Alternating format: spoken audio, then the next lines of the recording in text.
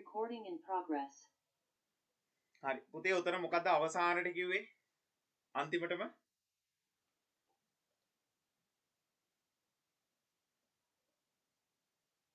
Note එකේ කවුරුද එක්කෙනෙක් කියන්නකෝ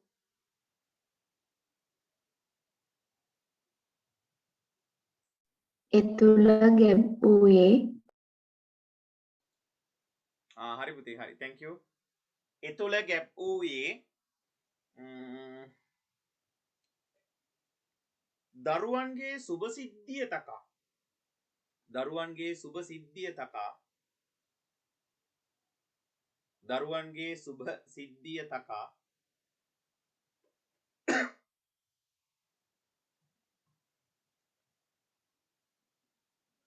ක්‍රියා කරන මවක් බව නැත්නම් මවක් වග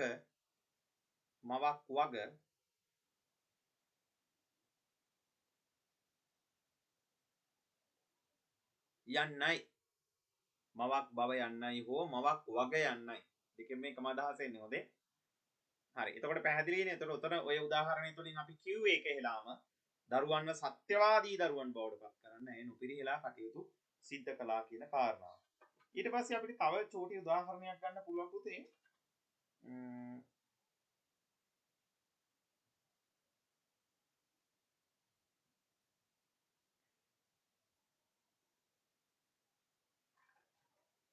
අර මේ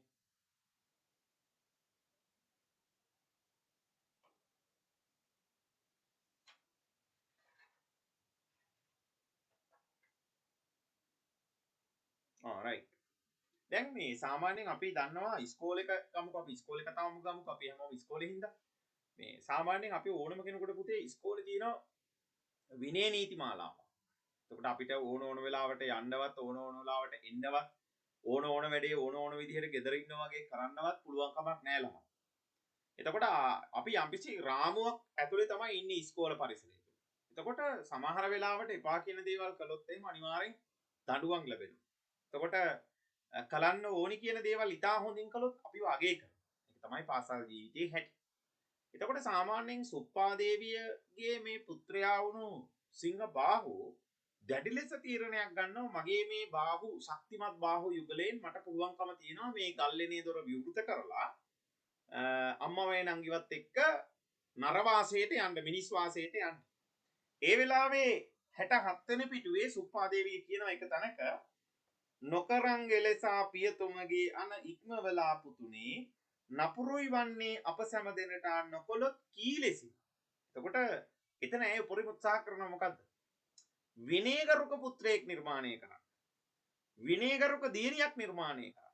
එතකොට දැන් ඇත්තටම අද රටේ වෙලා තියෙන දේ බලන්නකො ළමයි. අද රටේ වෙලා තියෙන සමහර තැන්වල විනයක් නැහැ, සත්‍යවාදීත්වයක් නැහැ. වාලා පොඩි අය නෙමෙයි, වාලා සමාජයත් එක්ක දැන් ගැටෙනවා ටික ටික. අවුරුදු 15ක් 16ක් වෙනවා කියලා කියන්නේ සමාජයත් එක්ක ගැටෙන වයස. සමාජය තුල තියෙන දේවල් ඕගලන්ට හොඳට තේරෙනවා, පේනවා, බලනවා, දකිනවා, අහනවා. එතකොට විනයගරුකභාවයේ පිරිහෙනකොට මොකද්ද වෙන්නේ බලන්නකො. උඩ බලාගෙන කෙල ගහනවා වගේ වැඩක් නෙවෙන්නේ අපි.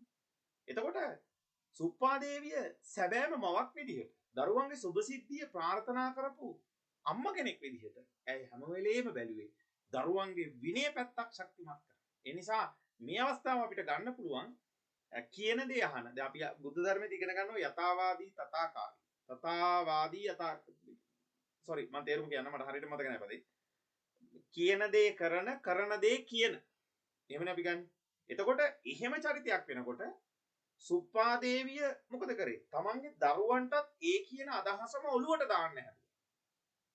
ඒ කියන අදහසම ඔලුවට දාන්න. ඒ නිසා පුතේ තාත්තා කියන දේ තාත්තා සිංහෙක් තමයි වුණාට තාත්තෙක්නේ. සිංහෙක් වුණා තාත්තෙක්නේ. ඒ නිසා තාත්තා කියන දේ එපා නම් ඒක එපා. තාත්තා කියන දේ හා නම් ඒක හා. ඒක තමයි සුප්පාදේවිය හැම වෙලේම තමන්ගේ දරුවන්ගේ මනසට දාන්නේ. ඒ වෙන මොකවත් නිසා නෙමෙයි. සිංහයන්ගෙන් ලාභ ප්‍රයෝජන බලාපොරොත්තු වෙන්නේ නෙමෙයි පුතේ. සම්පූර්ණයෙන්ම දරුවන්ට සුභසිද්ධියක් නිර්මාණය කිරීමේ අරමුණින් තමයි මේ දේ ඇය ප්‍රකාශ කරන්නේ. ඒ නිසා අපි ඒක ගන්නවා ඊළඟ උදාහරණයේ විදිහට. right. අපි යනවා ඉස්සරහට මේ විදිහට. අලුත් ඡේදයකින් අපි පටන් ගන්නවා. අපි එතනට ගමු මේව ප්‍රවේශයක්.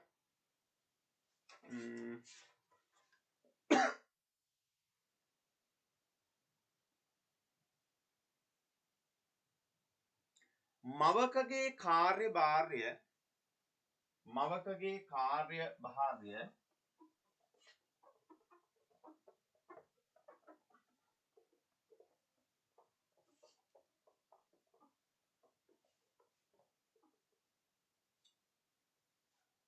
ප්‍රායෝගිකව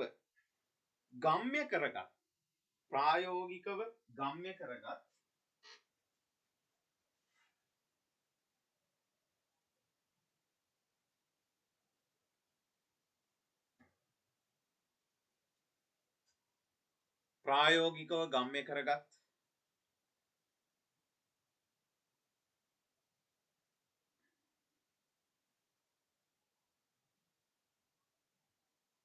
සුප්පාදේවිය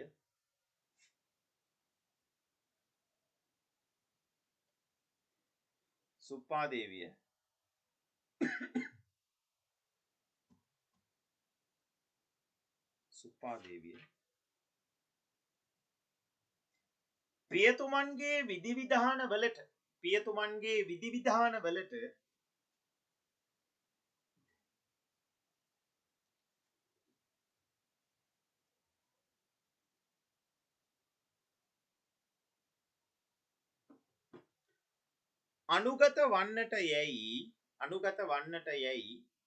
අනුගත වන්නට යැයි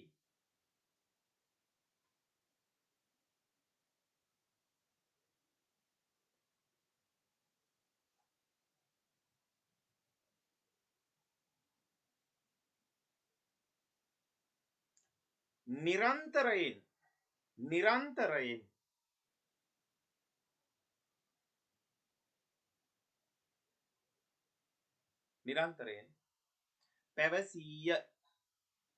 පැවසීය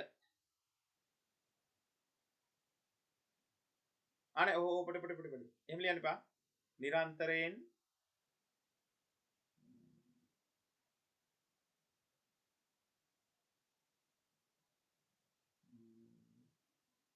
පුතේ වාක්‍ය පොඩක් කියන්න මට කවුරු හරි එතන චූටි වචනයක් ඉන්නවා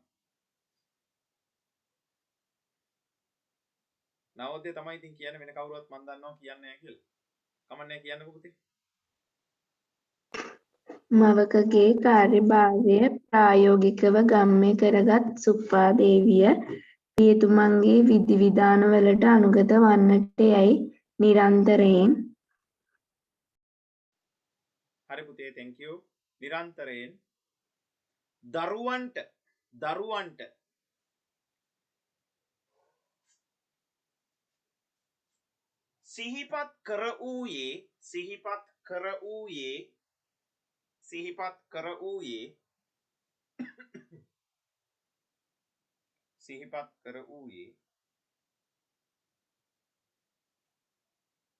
සිහිපත් කර වූයේ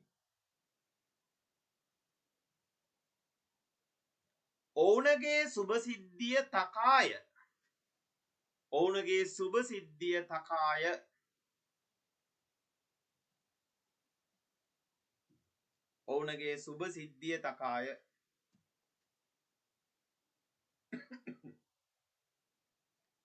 සිංහබාහු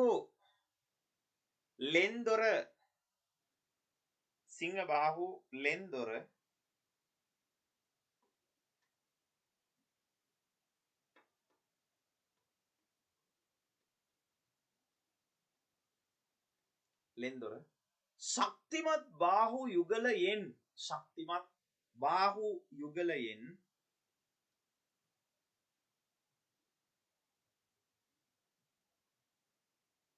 බාහු යුගලයෙන් ඉවත දමන මොහොතේදී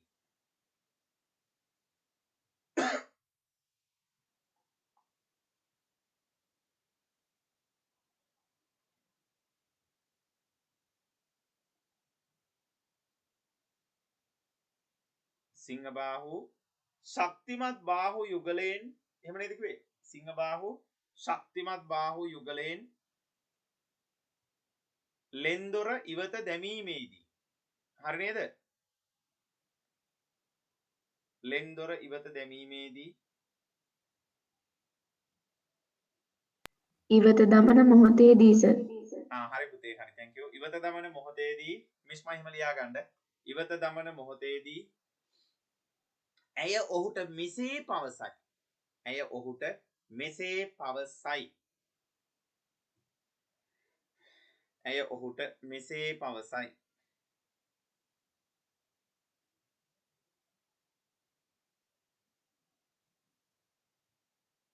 හරි.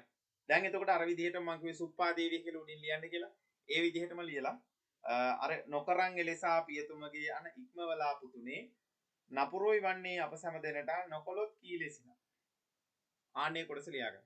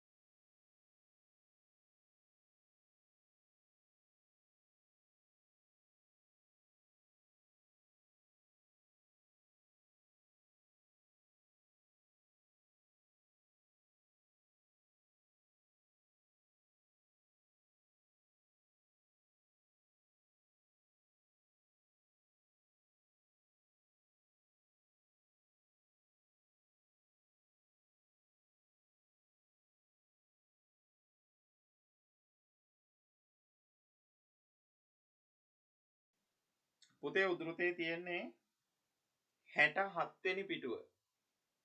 67 උඩම තියෙනවා සුප්පාදේවියගේ කොටසක්. නොකරන් එලෙසා පියතුමගේ අන ඉක්මවලා පුතුනේ නපුරුයි වන්නේ අප සැම දෙනට නොකළොත් කී ලෙසිනා. හරිද?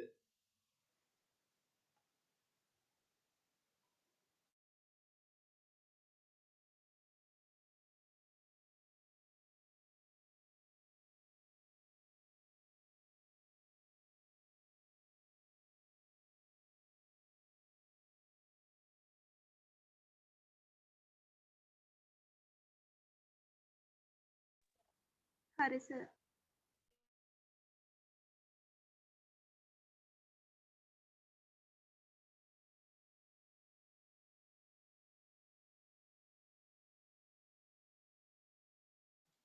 තව ලියන ඉන්නවද පුතේ?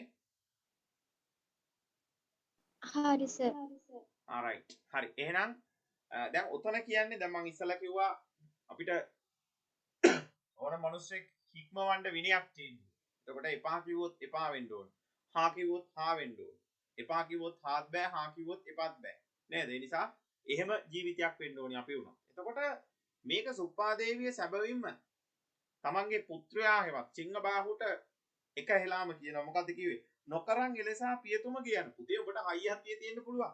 ඈ ඔබට තියෙන්න පුළුවන් හොඳ බාහ යෝගලයක්. මේ ලෙන්දොර අරගෙන උඩින් වීසි කරන්න ඔබට ශක්තියක් තියෙන්න පුළුවන්. හැබැයි ඔබ මතක තියාගන්න. කවදාවත් ඔබේ පියතුමා අනකල්ලා තියෙන හැමදාම අනකල්ලා තියෙන මේ ලෙන්දොර කිසිම වෙලාවක විවෘත කරන්න එපා කියලා. හැබැයි පුතේ ඔබ තාත්තගේ අනට උඩින් ඔබ යන්න හදන. ඒ නිසා නපුරුයි වන්නේ අප සැම දෙනට. අපි හැමෝටම කරදරයක්, වේදනාවක්, විපතක්, වින්නැහියක් දැන් වෙන්න හදන්නේ. නොකොලොත් කීලෙසින. ඒ නිසා අප්පා කියපු දේ නැත්නම් අප්පච්චි කියපු දේ තාත්තා කියපු දේ ඇහුවේ නැති වුණොත් එහෙනම් මොකද වෙන්නේ? අනිවාර්යෙන් අපිට විනාශයක් සිදු වෙනවා. ඒ නිසා ඕක කරන්න එපා පුතේ. එතකොට ඇයි මේ ප්‍රකාශය සිද්ධ කරේ? අම්මා කෙනෙකුට තාත්තා කෙනෙකුට දරුවෙකුගේ ජීවිතේ ඉස්සරහා පේනවා පුතේ. දරුවා දවසේ පැය 24න් පැය 8ක් නිදාගත්තා. එතකොට 8න් 24ක් ගියාම 24න් 8ක් ගියාම තව ඉතුරු වෙනෝනේ 16ක් නේද? හරිනේ. එතකොට මේ පැය 16 තුල ඔහු කරන කියන දේවල් හොඳට අධ්‍යයනය කරනවා. හොයලා බලන්න. ළමයාගේ චූටි වෙනස්කමක් වුණත් අම්මට දැනන. එතකොට ළමයා මේ යන රටාවට ගියොත් එහෙම මේක මොකෙක් වෙයිද? මේක යකෙක් වෙයිද? මේක මොකෙක් වෙයිද කියලා අම්මට තාත්තට හොඳට තේරෙනවා. ඒ නිසා තමයි වැරද්දක්, වින්නැහියක්, කරදරයක් වැටෙන වෙලාවට අම්මා තාත්තා කියන්නේ පුතේ ඔය දේ කරන්න එපා. එයත් එක්ක යන්න එපා. ඕක නවත්තලා දාන්න. ඔහොම යන්න එපා ගමන් බිමන්. ඔය දේ කරන්න එපා. ඕක පැත්තකට දාන්න පාඩම් කරන්න. මේ දේ ඇයි මේ කියන්නේ? කවදාවත් කැමති නෑ. තමන් ඉන්න මට්ටමට වඩා තමන්ගේ දරුවෝ පල්ලෙහා මට්ටමක ඉන්නව බලන්න. හැමදාම බලන්නේ අම්මා තාත්තා මෙතන නම් දරුවෝ අඩියක් හරි උඩින් ඉන්නව බලන්න තමයි දෙමාපියෝගේ තියෙන එකම ආසාව. ඒක තමයි ඇත්ත කතාව. එතකොට ඒ දේ සුප්පාදේවියක් දැක්කා. තාත්තගේ අනට අකීකරු වෙන පුතෙක් නිර්මාණය වෙනව දකින්න අය කැමති උනේ නැහැ. ඒ නිසා තරුණ මදේ නිසා, තරුණ ජවයේ නිසා, නාහෙට අහන්න නැති වයස නිසා අර අපි සරලව කියන වයස වැරද්ද කියලා. ආන්නේ කාල සීමාවේ හිටපු මේ සිංහබාහුව දැන් මොකද කරේ? මේ අම්මා කියන දේවල් සත පහකට ගණන් ගත්තේ නැහැ. එහෙම ළමයි ඉන්නවා පුතේ. ඔයලා බලන්න. දෙමාපියෝ කියන දේවල් සත පහකට ගණන් ගන්න. තමන්ගේ මතේම ජීවත් වෙනවා. ආන් එහෙම එකෙක් තමයි කවුද? සිංහබාහුව කියලා කියන්නේ. ඒ නිසා සිංහබාහුව මොකද උනේ? ලෙන්දොර විවෘත කරා. ඒ වෙලාවේ තමයි සුප්පාදේවී කිව්වේ පුතේ ඔය දේ කරන්න එපා තාත්තා කියලා තියන්නේ. ඔය දේ කරන්න එපා. එහෙම වුණොත් අපි හැමෝටම විනාශයක් කරදරයක් තමයි සිද්ධ වෙන්නේ කියලා. නමුත් මේක ඒක ඇහුවේ නැත. හැබැයි අම්මා කටයුතු කළේ මොකක් පිණිසද? දරුවන්ගේ සුබ සිද්ධිය වෙනුවෙන් තමයි මේ ප්‍රකාශයේ අවස්ථාවේදී සිද්ධ කරේ. රයිට්. අපි යනවා පුතේ ඉස්සරහට අලුත් ඡේදයකට. මෙහෙම ලියන්න.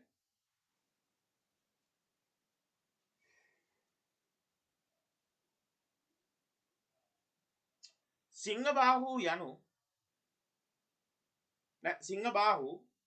සිංහබාහු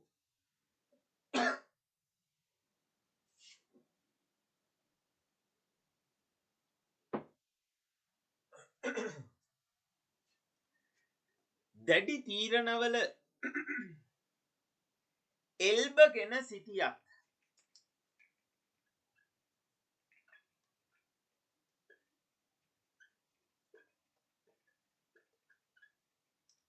එල්බගෙන සිටියක්. කියන අල්ලගෙන ඉන්නවා වගේ අදහසක්. ඒක අස්සෙම ඉන්නවා, ඒ මතේම ඉන්නවා. එල්බගෙන සිටියක්. එල්බගෙන සිටියක්.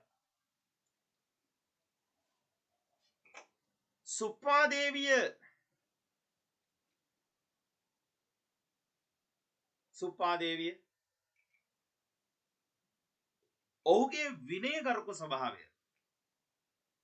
ඔහුගේ විනයගරුක ස්වභාවය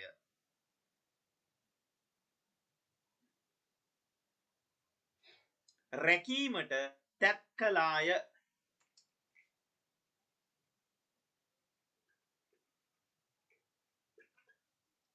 රැකීමට තැත් කළාය.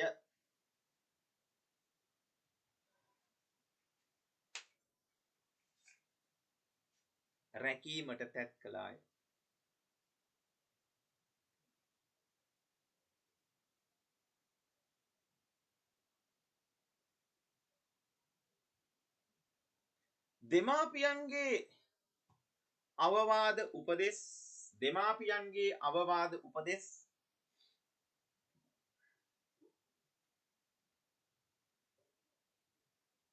දෙමාපියන්ගේ අවවාද උපදෙස්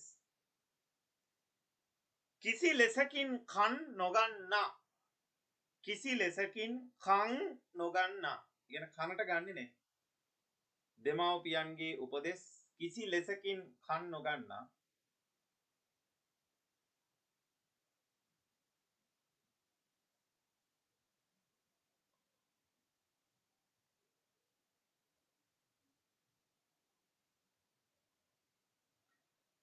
දරුවන්ට සිදුවන අගතිය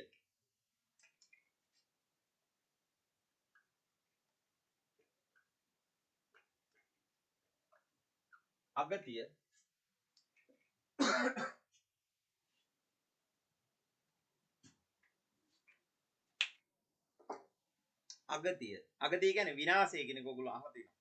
අගතිය ස්වකීය දරු දෙපළට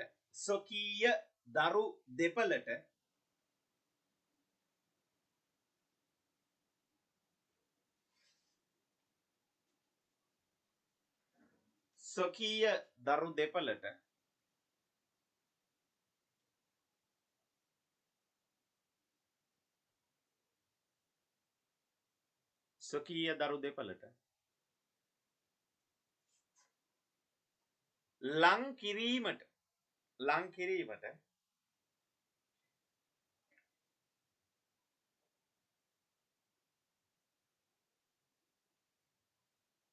සොකීය දරු දෙපළට ලං කිරීමට ඇය කටයුතු නොකළාය. පුතේ ඕකේ ඇයි කියලා තව වචනයක් තිබුණද? ඇයි කියලා තව වචනයක් තියෙනවද වාක්‍ය නෑනේ.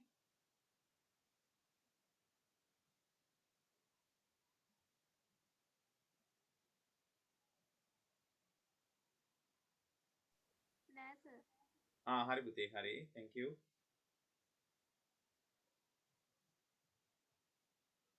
කටයුතු නොකළාය. මේ පන්තියේ නියමයක් නෑ එක්කෙනාමයි උත්තර දෙන්න ඕනි කියලා. හොඳේ හැමෝම මයික් එකක් තියෙනවා. අනිවාර්යෙන් කතා කරන්න. දැන් ජීවිතේට මයික් එකක් ඔන් කරලා කතා නොකරපු අයත් මේක ඉන්නවා. හොඳේ. ඒ නිසා ඒක තේරුම් ගන්න සමාජශීලී චරිතයක් වෙන්න. තේරුණාද? සමාජශීලී චරිතයක් නේ. සමාජශීලී චරිතයක් නොවුනම රටට වෙලා තියෙන කාලකන්නිකම් පේනවනේ දැන් මිනිස්සු විඳවන හැටි. ඒ නිසා සමාජශීලී චරිතයක් වෙන්න පුළුවන්. තමන්ගේ වචනකින් හරි දායකත්වයක් සපයන්න පුරුදු වෙන්න ඕනේ. ඒවත් අපි ඉගෙන ගන්න ඕනේ. පොතේ තියෙන පාඩමම නෙමෙයි ප්‍රායෝගිකව ජීවිතයත් අපි ඉගෙන ගන්න ඕනේ. ඒ නිසා ඒක හොඳට මතක තියාගන්න. තියරියම විතරක් නෙමෙයි ප්‍රායෝගික පැත්තත් අනිවාර්යෙන් අපේ තියෙනවා. හරි. thank you පුතේ හචනී.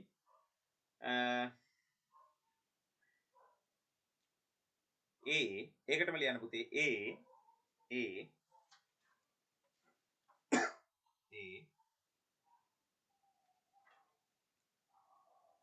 දරුවන්ගේ සුභ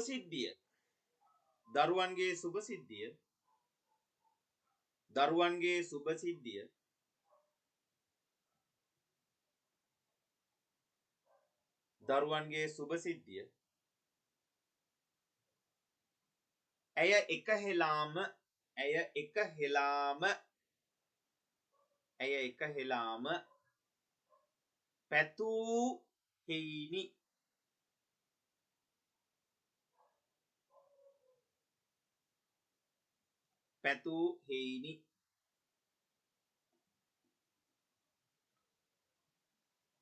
පැතූ හෙයිනි. හරි. එතකොට පැහැදිලිනේ එතන කතන්දරේ.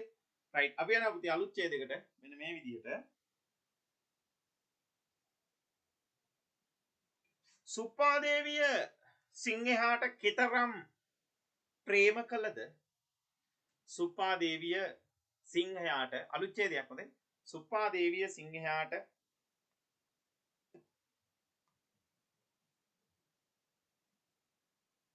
කෙතරම් ප්‍රේම කළද?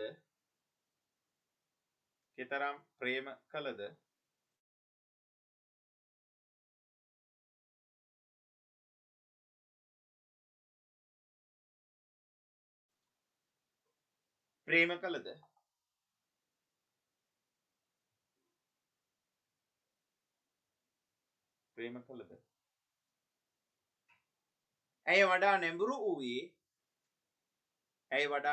වූයේ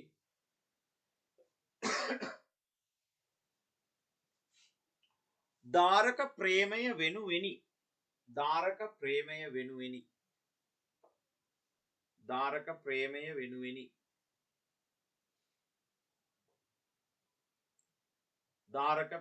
වෙනුවෙනි.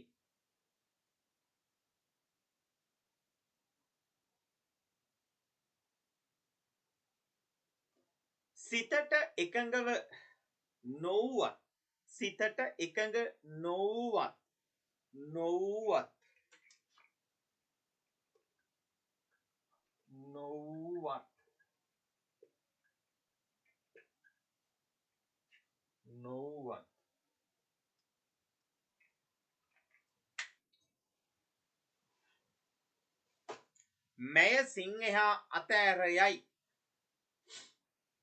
මැය සිංහයා අතහැර යාමට තීරණය කරයි. එහෙම ලියන්න. මැය සිංහයා අතහැර යාමට තීරණය කරයි.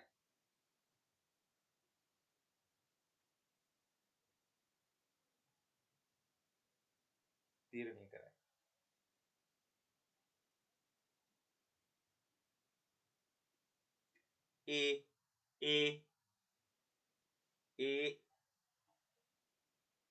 දරුවන්ගේ සුභ සිද්ධිය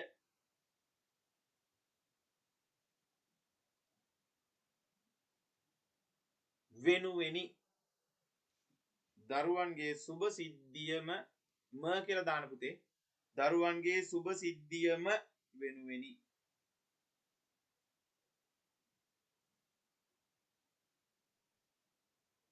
දරුවන්ගේ සුබ සිද්ධියම වෙනුවෙනි.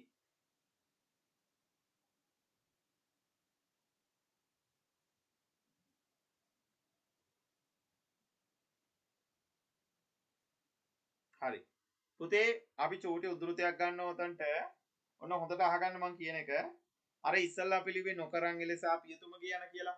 ඒ පිටුවේම පුතේ සුප්පාදේවියගේ යට තියෙනවා උද්ෘත 3ක්. උදාහරණ 3ක් තියෙනවනේ යාගේ ප්‍රකාශ පොඩි පොඩි ඡේද වෙන් කළා. ඒකේ මැද ඡේදෙ තියෙනව නේද? යන්නට වේ දැන් සැමියා හැරා හම්බුණා නම් කියන්න හම්බුණා කියලා. හම්බුණා සර්. හරි. පුතේ ඒකේ ඔව් මේ තුන්වෙනි පේළිය ඉඳන් ලියන්න. ඒ කිව්වේ දරුවන් දෙදෙනා හටසෙත් ලැබෙනා මග ඔස්සේ යා යුතු වන්නේ නොසැලී කිසි මෙම වේලේ. ආන්නේ කොටස ලියාගත්තා නම් උතන්ට ප්‍රමාණවත්. හරි. ඔක ලියා ගන්නකො.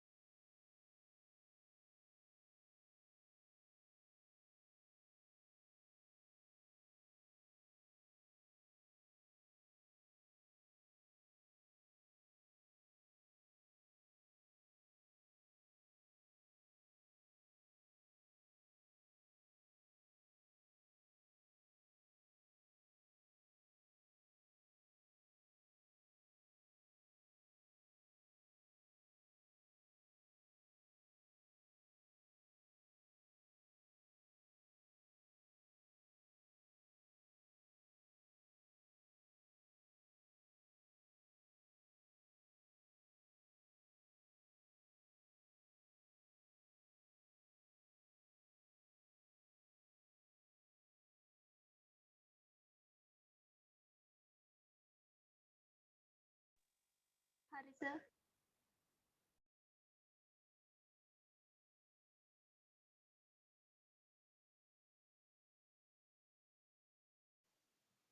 පුතේ උද්ෘතයේ තියෙන්නේ 67 වෙනි පිටුවේ 67 වෙනි පිටුවේ යටම තියෙනෝනේ සුප්පාදේවියගේ කොටසක්. ඒ සුප්පාදේවියගේ කොටස් 3ක් තියෙනවා. හරිද? ඒ දෙවෙනි කොටස පටන් ගන්න යන්නට වේ දැන් සැමියා හැරා කියලා තමයි පටන් ගන්නෙ. ඒකේ 3 වෙනි පේළියයි 4 වෙනි පේළියයි 5 වෙනි පේළියයි 6 වෙනි පේළියයි ලියන්න. හරිද? පැහැදිලිද? 3 4 5 6.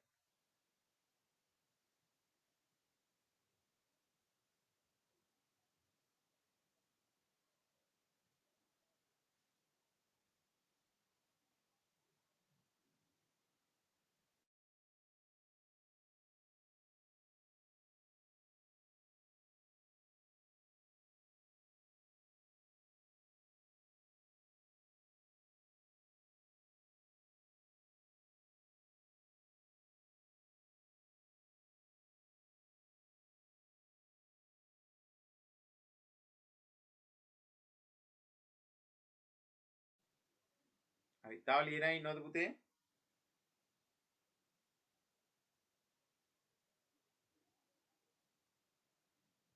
හරිද? හරි. මම එතකන් චුට්ටක් ඔක කතා කරන්න. දැන් මෙතන මොකද්ද කියන්නේ ඇත්තටම බලන්නකො ළමයි. දැන් මම මේ උඩ පේලි දෙකත් එක්කම ගන්නම්.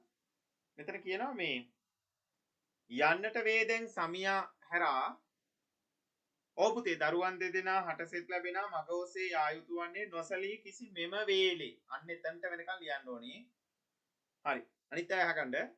යන්නට වේදෙන් සැමියා හැරා වනවාසයෙන් මේ පුතු සමග දරුවන් දෙදෙනා හටසෙත් ලැබෙනා මග ඔස්සේ යා යුතු වන්නේ නොසලී කිසි මෙම වේලේ.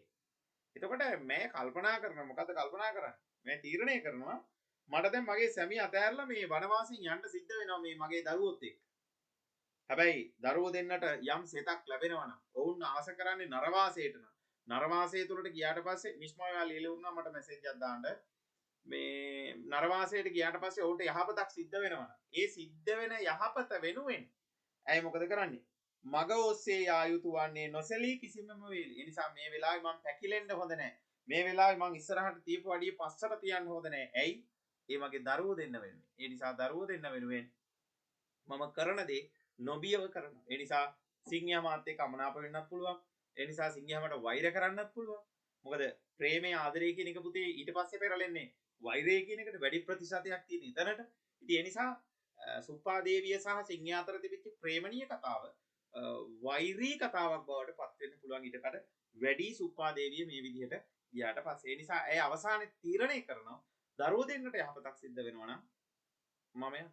ආනේ නිසා මොකද කරන්නේ ඇය යන්ට යන. ආන්නේ අවස්ථාව එතකොට අපිට අපේ ප්‍රස්තුතය සනාථ කරන්න අපේ මාතෘකාව සාකච්ඡා කරන්න උද්ෘතයක් විදිහට නිදසුනක් විදිහට අපිට සාකච්ඡා කරන්න පුළුවන් ඔය අවස්ථාව. රයිට්. අපි යන් එතන ඉඳන් අලුත් ඡේදයකට. පුතේ වාලි ඉල ඉවරද? හරිද?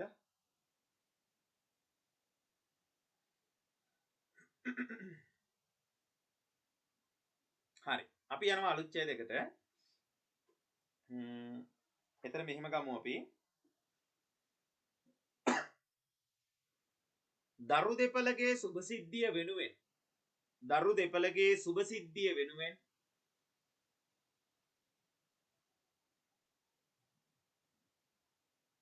සුභ සිද්ධිය වෙනුවෙන් ඇය තම පූජනීය ප්‍රේමය ඇය තම පූජනීය ප්‍රේමය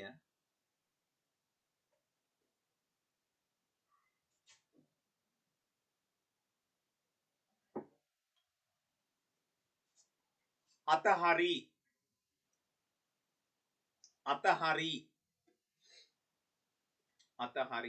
නැත්තම් අත්හරි කියලා ලිව්වත් කමන්නේ. අතහරි කියන වචන ලස්සනයි.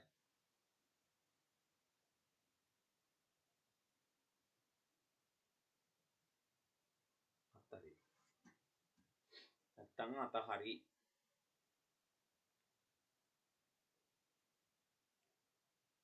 ඇය එසේ සිදු කරන්නේ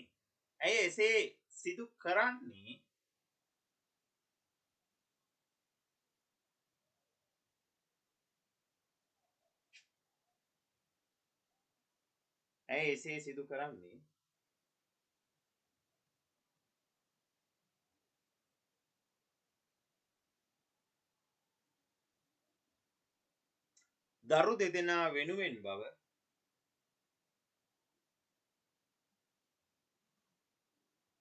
දරු දෙදෙනා දරු මොකද කොතනට ගලිවද? දරු දෙදෙනාගේ යහපත වෙනුවෙන් බව අපි එහෙම ලියමු. දරු දෙදෙනාගේ යහපත වෙනුවෙන් බව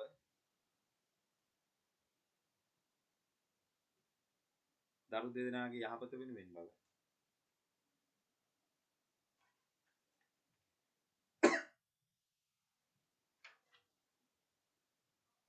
රචකයා මැනවින් සංකේතවත් කරයි.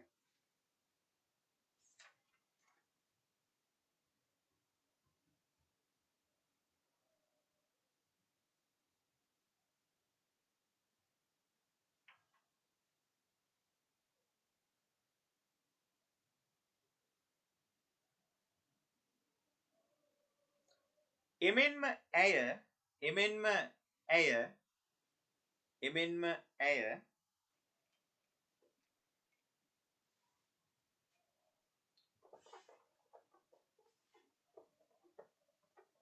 පුතේ උද්ෘතේ තියෙන්නේ ඊට යට ඡේදේ. ඒ කියන්නේ ඊට යට කොටසේ දරුවන් සඳහා කරණෙන් මෙබන්දා. අපි ඒකට ප්‍රවේශය ගත්තේ මොකද මම කිව්වේ දැන් උතන අන්තිමටම එසේම නේද? එමෙන්ම හරි thank you පුතේ. එමෙන්ම ඇය අපි උද්ෘත දාන පෑන ගන්නවා දැන් අතට. අර පෑන පැත්තකින් තියන්න. ඒකට ලියන්න. එමෙන්ම ඇය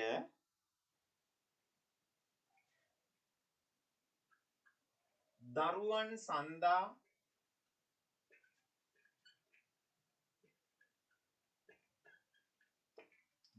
සඳහා චූටි ඉරි කෑල්ලක් ගහන්න. පේලියටම ලියාගෙන යන්න.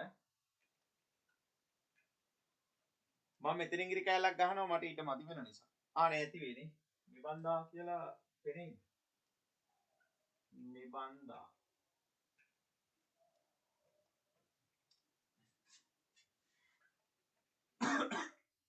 පේනවනේ. එමෙන්ම ඇය දරුවන් සඳහා කරණයෙන් මෙබන්දා. දැන් ওই පෑන පැත්තකින් ඉඳලා අනිත් පෑන ගන්න අතට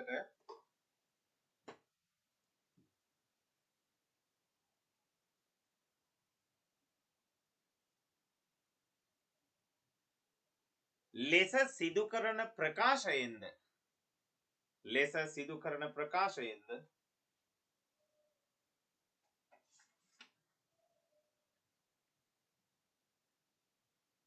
හරිනේ. දරුවන්ගේ සුභ සිද්ධිය පැතු.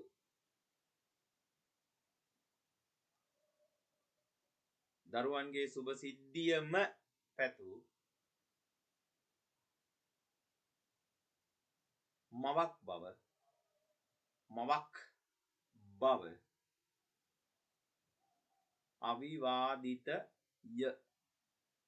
අවිවාදිතය.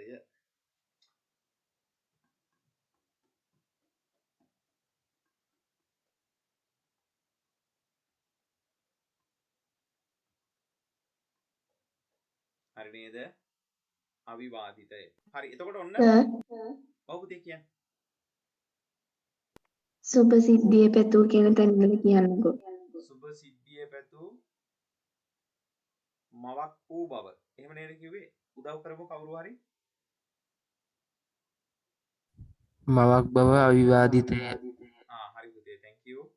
මවක් බව නැත්නම් මවක් වූ බව අවිවාදිතය.